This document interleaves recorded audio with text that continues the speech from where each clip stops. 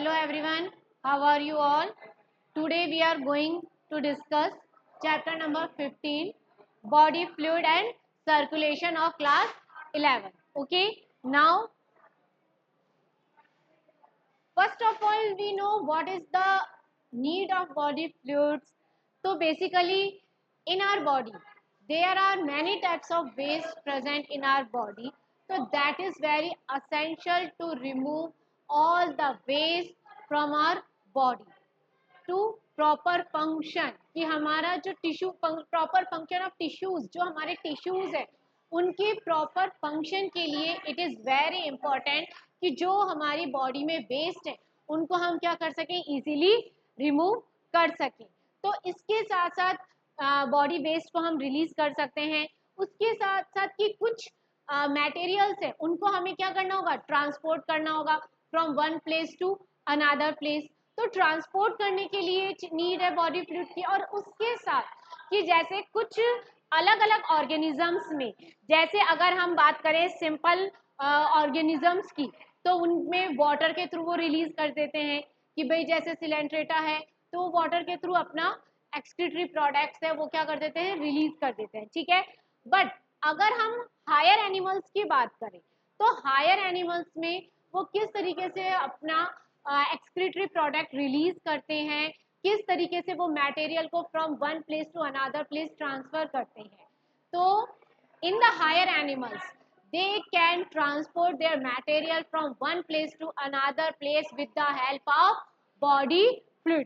किसकी हेल्प से करते हैं वो, बॉडी फ्लूइड्स की हेल्प से वो ट्रांसपोर्ट करते हैं one place to another place जो भी मटेरियल है।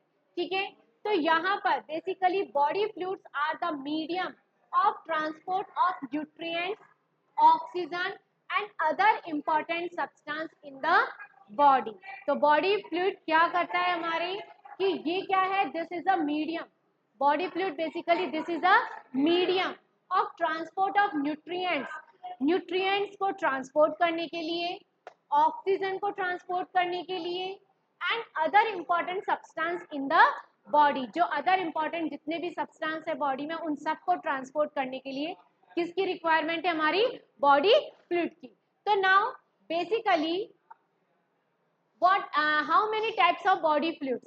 अब यहाँ पे हमने ये तो देख लिया कि बॉडी फ्लूइड्स की रिक्वायरमेंट है, but there are how many types of body fluid. तो body fluids there are two types of body fluids. The first is intracellular fluid. First क्या है हमारा, intracellular fluid and the second is extracellular fluid. अब intracellular fluid की मतलब जो in the cell, okay, fluid of each of the cell, जो cell के अंदर फ्लूइड प्रेजेंट है, this is known as the intracellular fluid. But what about the extracellular fluid. तो extracellular fluid हमारे आ जाएंगे, ब्लड आ गया, लिम्फेटिक ऑर्गन्स हो गए, लिम्फेटिक सिस्टम आ गया, लिम्फ आ गया, ब्लड है, लिम्फेटिक फ्लूइड है। Okay, now cerebrospinal fluid, the one more is cerebrospinal fluid. So these are the extracellular fluid. In this topic we discuss about the extracellular fluid. इसके अंदर हम जो extracellular fluids है उनके बारे में डिस्कस करेंगे। We know that blood, lymph basically जो टिश्यू फ्लूइड होता है, जो टिश्यू फ्लूइड्स होते हैं, they are known as the lymph. Okay, now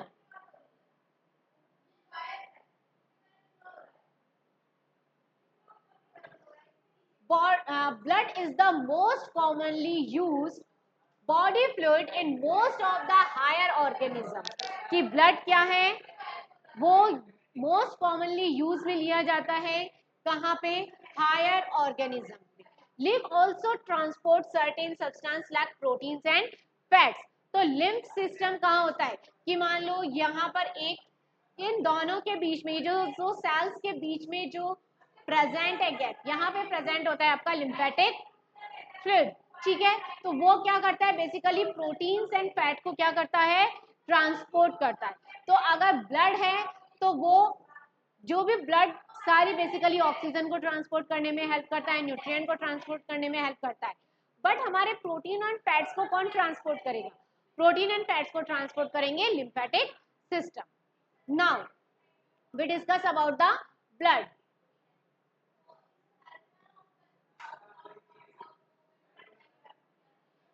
तो बेसिकली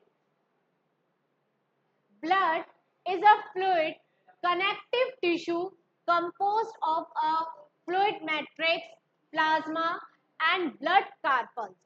कि blood क्या है, what is the blood? तो basically blood, this is a connective tissue। blood क्या है, blood is a fluid है, ठीक है। Connective tissue composed of fluid matrix. तो ये जो ब्लड है ये किससे है, कनेक्टिव टिश्यूज है। और ये क्या है, इसमें क्या क्या प्रेजेंट है, फ्लूइड मैट्रिक्स प्रेजेंट है, प्लाज्मा प्रेजेंट है and the blood carpals present है। ओके, तो ब्लड में क्या क्या प्रेजेंट है, हमारे fluid matrix, plasma and blood carpals present है। It forms about 30 to 35% of the extracellular fluid। जब हमने एक्स्ट्रा सेल्यूलर फ्लूइड देखा था उसके अंदर blood, lymph and cerebrospinal fluid था। तो उसके अंदर से ब्लड उस एक्स्ट्रा सेल्यूलर फ्लूइड का कितना परसेंट बनाता है, 30 to 35%। कितना परसेंट बनाएगा, 30 to 35%। It is slightly alkaline fluid having pH 7.4। तो ब्लड कैसा है, एल्केलाइन फ्लूइड है। ब्लड क्या है, एल्केलाइन फ्लूइड है और उसका पीएच कितना है, 7.4। नाउ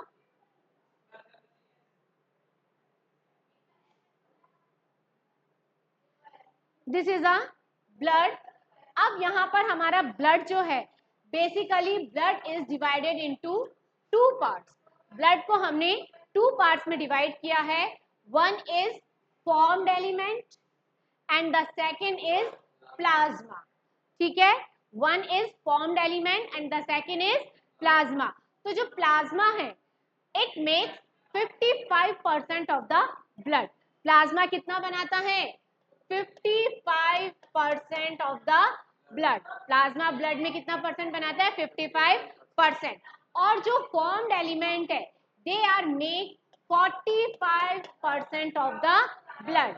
तो प्लाज्मा, ये जो फॉर्म्ड एलिमेंट्स हैं ये कितना बनाएंगे, 45% ऑफ द ब्लड, और प्लाज्मा कितना बनाएगा, 55% ऑफ द ब्लड। ये ब्लड का 55% बनाएगा। अब प्लाज्मा की अगर हम बात करें तो plasma consist of water, proteins, minerals. ठीक है, प्लाज्मा में क्या क्या प्रेजेंट है, वाटर प्रेजेंट है, प्रोटीन्स प्रेजेंट है एंड मिनरल्स प्रेजेंट है। और अगर हम फॉर्म्ड एलिमेंट्स की बात करें तो फॉर्म्ड एलिमेंट्स में आपके क्या क्या प्रेजेंट है, इरिथ्रोसाइट्स आ जाएंगे, ल्यूकोसाइट्स आ जाएंगे एंड थ्रोम्बोसाइट्स। तो बेसिकली इरिथ्रोसाइट्स को हम क्या कहते हैं, what is the other name of erythrocytes? Erythrocytes को हम क्या कहेंगे, आरबीसी। इरिथ्रोसाइट्स को हम क्या कहेंगे, आरबीसी। ठीक है, ल्यूकोसाइट क्या आ जाएगी आपकी, डब्ल्यूबीसी। Leukocyte is WBC. और thrombocyte, this is the platelets.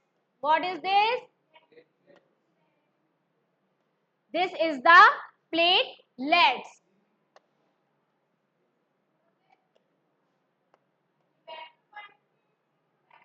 Okay, now तो यहाँ पर हमारे इरिथ्रोसाइट्स क्या है, RBC, leukocyte WBC and thrombocyte platelets. तो इन तीनों से मिलकर हमारा बनता है फॉर्म्ड एनिमल, जो फॉर्म्ड एलिमेंट्स, जो कितना बनाते हैं, 45%, और प्लाज्मा हमारा बनाता है 55%। नाउ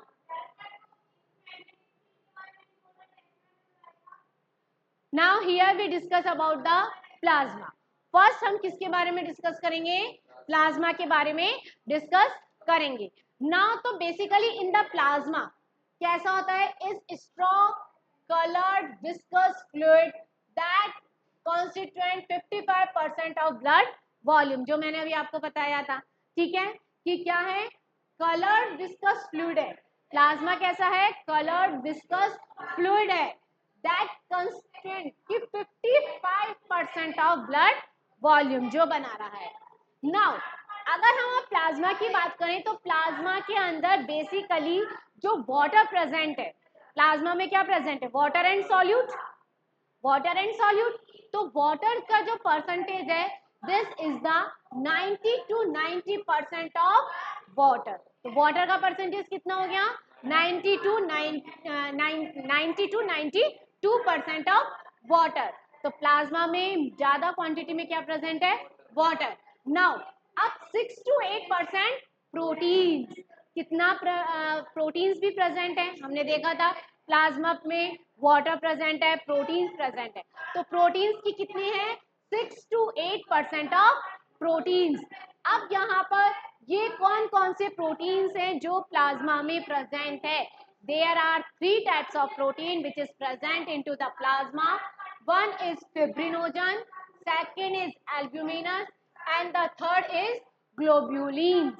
Clear कि 3 प्रोटीन्स जो प्लाज्मा में प्रेजेंट है, फिब्रिनोजन, एल्ब्यूमिन एंड ग्लोब्यूलिन्स। ठीक है, तो बेसिकली जो फिब्रिनोजन है ये आपका बनाता है 4%। फिब्रिनोजन कितना बनाता है हमारा, 4%। प्लाज्मा में कितना पार्ट बनाता है, 4% प्लाज्मा बनाता है।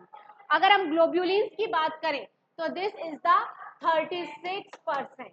ग्लोब्यूलिन्स कितना बनाता है, 36%। और एल्बुमिन्स बनाता है 60%।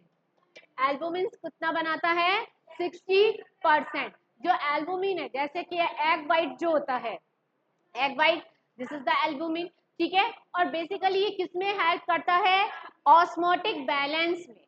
ठीक है, जो एल्बुमिन है ये किसमें हेल्प करता है, ऑस्मोटिक बैलेंस के अंदर हेल्प करता है एल्बुमिन। ठीक है, और फिब्रिनोजन बेसिकली ये क्लॉटिंग के अंदर हेल्प करता है, जब हमारी ब्लड क्लॉटिंग बनती है। ठीक है, तो ब्लड क्लॉटिंग के टाइम में कौन हेल्प करता है, दिस इज द फिब्रिनोजन, ये हेल्प करेगा हमारी ब्लड क्लॉटिंग के टाइम में। नाउ अगर अब हम बात करें ग्लोब्यूलिन की, तो बेसिकली यहाँ पर जो ग्लोब्यूलिन प्रेजेंट होता है this is the IgA, immunoglobulin A. कौन सा होता है, IgA। जो इम्यूनोग्लोब्यूलिन ए एंटीबॉडीज यहाँ पर क्या होती है, प्रेजेंट होती है। ठीक है, और ये फर्दर डिवाइड होती है alpha globulin, beta globulin, gamma globulin. ये फर्दर किस में डिवाइड होती है, alpha, beta and gamma globulin.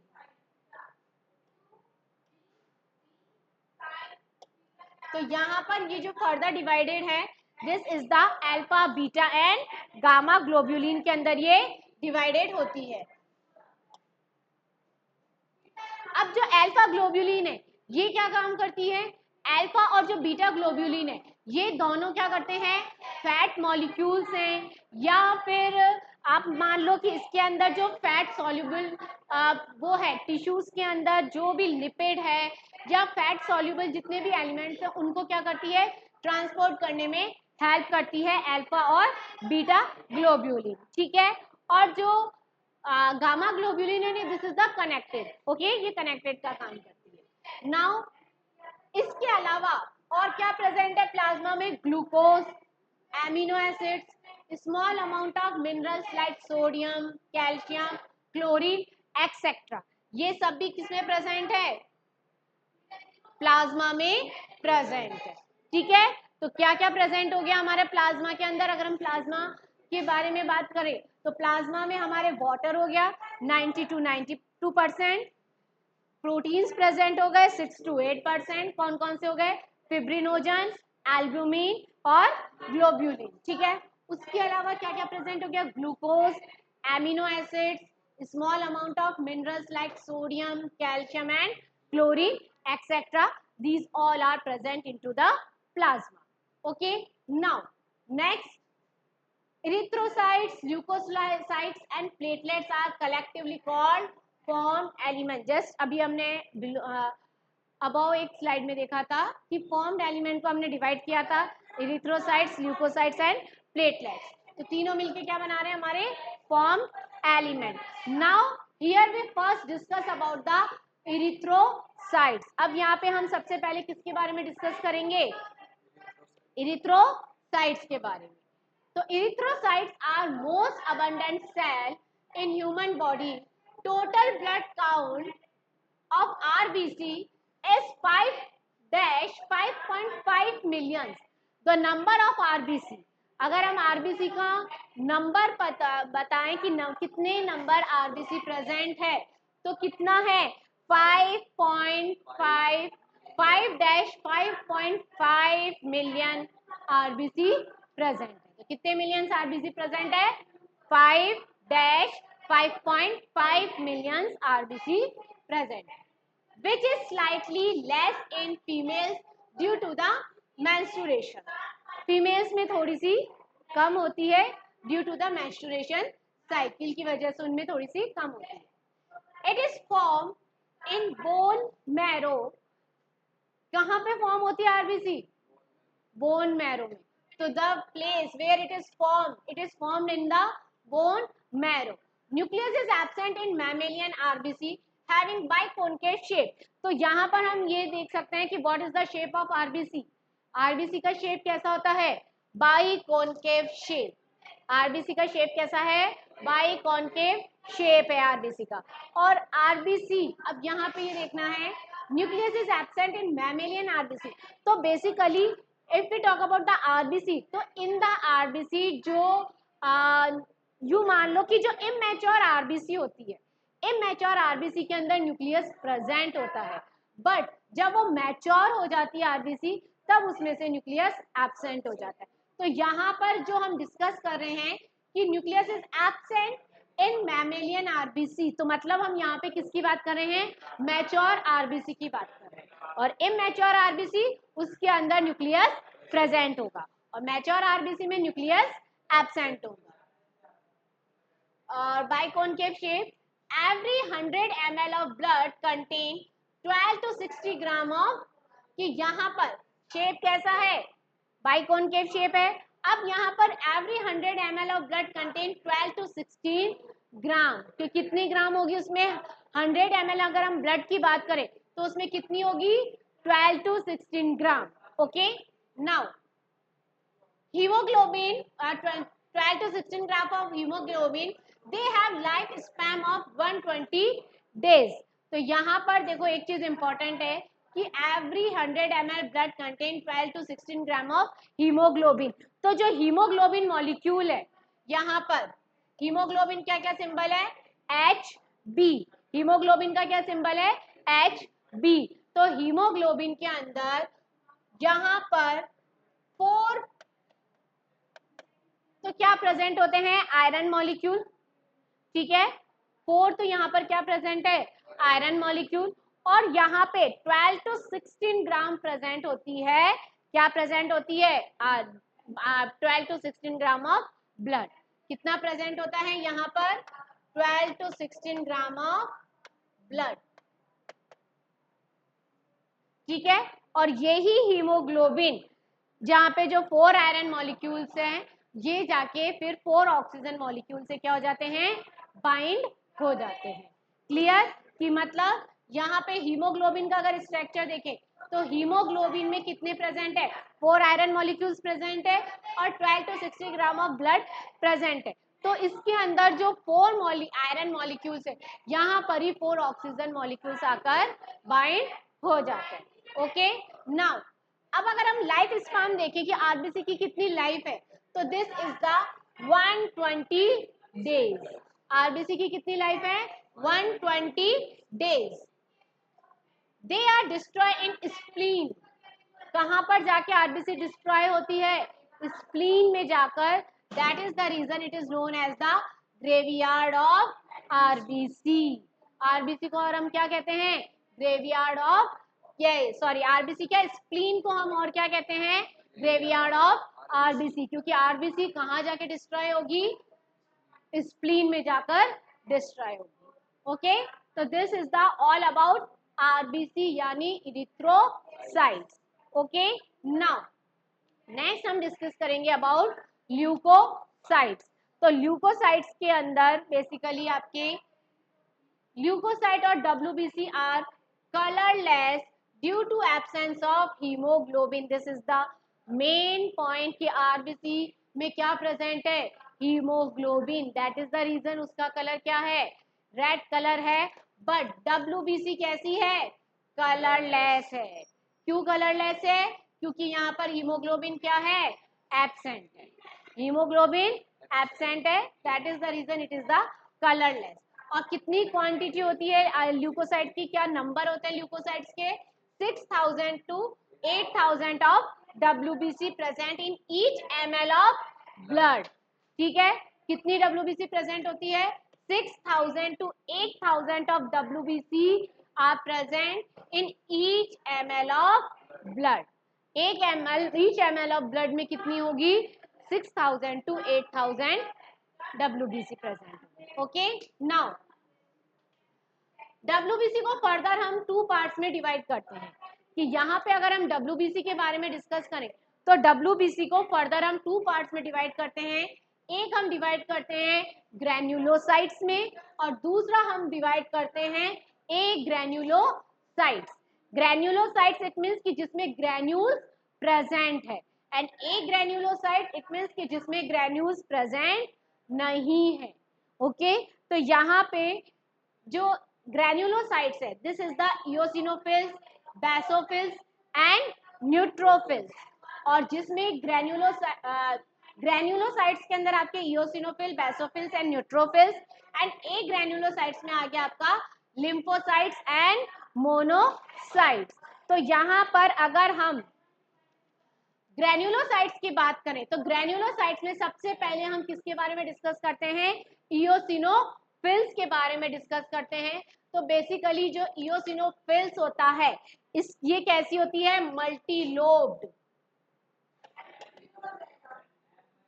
कैसी होती है, मल्टीलोब्ड होती है। और ये कितना बनाती है, 60 to 65% of WBC।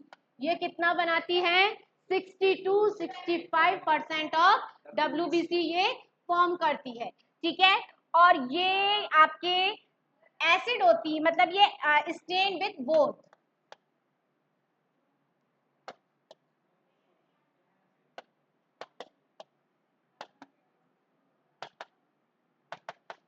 Stand with both, ये एसिड और बेस दोनों से क्या हो सकती है, स्टेन हो सकती है। नाउ अगर हम अब बेसोफिल्स की बात करें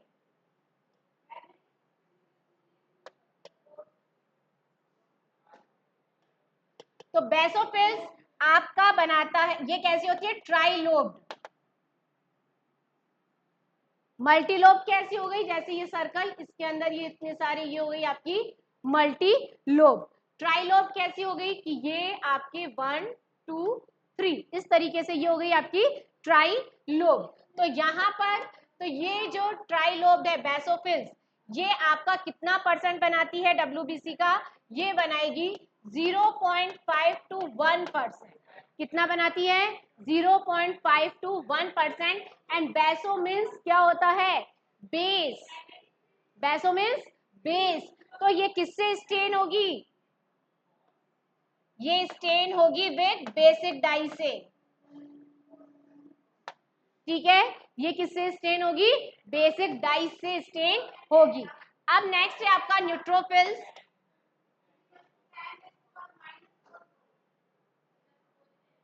अगर हम न्यूट्रोफिल्स की बात करें तो बेसिकली न्यूट्रोफिल्स आपके कैसे होते हैं कि ये न्यूट्रोफिल्स, या फिर हम इसको यूं कह सकते हैं,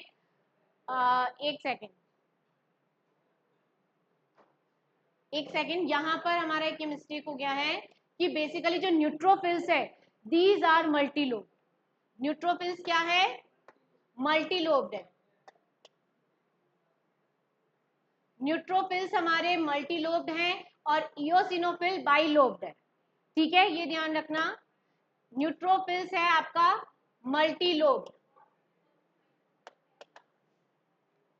न्यूट्रोफिल्स मल्टीलोब है और ये दोनों से बोथ स्टेन होगा, ये दोनों से स्टेन होगा। और eosinophil this is the bilobe, ये कैसी है, बाइलोब्ड है। ठीक है, और ये किससे होगा, एसिड से। ये किससे स्टेन होगा? एसिड से, ये ध्यान रखना। और बेसोफिल तो बेस से ही स्टेन होगा, ठीक है। यहाँ पे ये हो गया था न्यूट्रोफिल्स मल्टीलोब्ड और यूसिनोफिल बाइलोब्ड। ओके, नाउ अगर अब हम लिम्फोसाइट्स की बात करें तो लिम्फोसाइट्स और मोनोसाइट्स, तो बेसिकली जो लिम्फोसाइट्स हैं, लिम्फोसाइट्स आपके मान लो बी सेल्स और टी सेल्स, बी सेल्स और टी सेल्स टाइप के होते हैं लिम्फोसाइट। और मोनोसाइट्स जो होते हैं आपके, ये आपके बीन शेप होते हैं, ये कैसे होते हैं आपके? Bean shape. ओके, तो लिम्फोसाइट्स, मोनोसाइट्स, इसके बारे में हम आगे और डिस्कस करेंगे। अभी हम इतना ही करेंगे, बाकी हम हमारे नेक्स्ट लेक्चर में डिस्कस करेंगे। Okay, thank you.